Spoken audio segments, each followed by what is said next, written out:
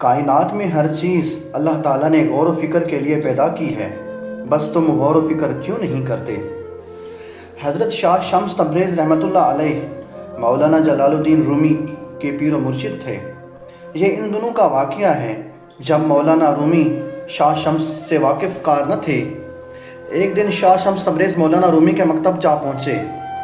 وہاں مولانا رومی بیٹھے کچھ کتابوں کا مطالعہ کر رہے تھے تو شاہ شمس نے ان سے پوچھا، این چیست، یہ کیا ہے؟ مولانا رومی نے ان کو کوئی عام ملنگ سمجھ کر جواب دیا، این علم است کہ تو نمی دانی، یہ وہ علم ہے جس کو تو نہیں جانتا۔ شاہ شمس یہ جواب سن کر چپ ہو رہے۔ تھوڑی دیر بعد مولانا رومی کسی کام سے اندر کسی جگہ گئے، واپس آئے تو اپنی وہ نادر و نایاب کتابیں غائب پائیں۔ چونکہ شاہ شمس وہیں بیٹھے تھے تو ان سے پوچھا۔ شاہ شمس نے مکتب کے اندر کے پانی کے تالاب کی طرف اشارہ کیا اور کہا، میں نے اس میں ڈال دی۔ یہ سن کر مولانا رومی حیران و پریشان رہ گئے، جیسے کاٹو تو بدن میں لہو نہیں۔ اتنی قیمتی کتابوں کے ضائع ہونے کا احساس ان کو مارے جا رہا تھا۔ تب کتابیں کچی سیاہی سے ہاتھ سے لکھی جاتی تھیں، پانی میں ڈالنے سے ان کی سب سیاہی دھل جاتی تھی۔ شاہ شمس سے دکھ زدہ لہجے میں بولے، میری اتنی قیمتی نسخے ضائع کر دیے۔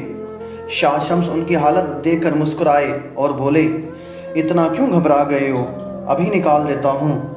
یہ کہہ کر شاہ شمس اٹھے اور تالاب سے ساری کتابیں نکال کر مولانا رومی کے آگے ڈھیر کر دیں۔ یہ دیکھ کر مولانا رومی کی حیرت کی انتہا نہ رہی کہ سب کتابیں بالکل خشک ہیں۔ مولانا چلا اٹھے، این چیست، یہ کیا ہے؟ شاہ شمس نے جواب دیا، این علم است کہ تو نمی دانی، یہ وہ علم ہے جس کو تو نہیں جانتا۔ یہ کہہ کر شاہ شمس چل پڑے۔ ادھر مولانا رومی کے اندر کی دنیا جیسے الٹ پلٹ چکی تھی۔ اپنی دستار پھینک کر شاہ شمس تبریز کے پیچھے بھاگے اور جا کر ان کے پاؤں میں گر پڑے کہ خدا کے لیے مجھے معاف کر دیجئے اور مجھے اپنے قدموں میں جگہ دیجئے۔ شاہ شمس نے انہیں اٹھا کر سینے سے لگایا اور کہا، میں تو خود ایک عرصے سے تیری تلاش میں تھا۔ بے خود کیے دیتے ہیں انداز حجابانہ، دل میں تجھے رکھ لوں اے جلوے جانانا۔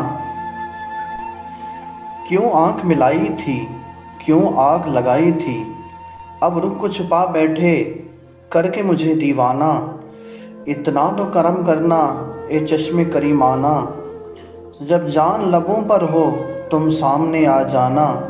اب موت کی سختی تو برداشت نہیں ہوتی، تم سامنے آ بیٹھو دم نکلے گا آسانہ۔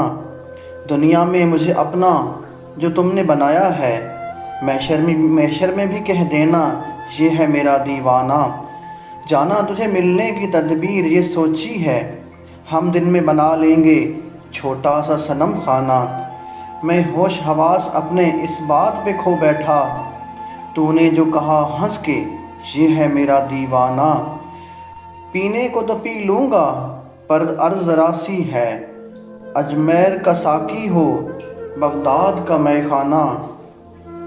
کیا لطف ہو محشر میں شکوے میں کیے جاؤں، وہ ہنس کے یہ فرمائیں دیوانہ ہے دیوانہ۔ جی چاہتا ہے تحفے میں بھیجوں انہیں آنکھیں، درشن کا تو درشن ہو نذرانے کا نذرانہ۔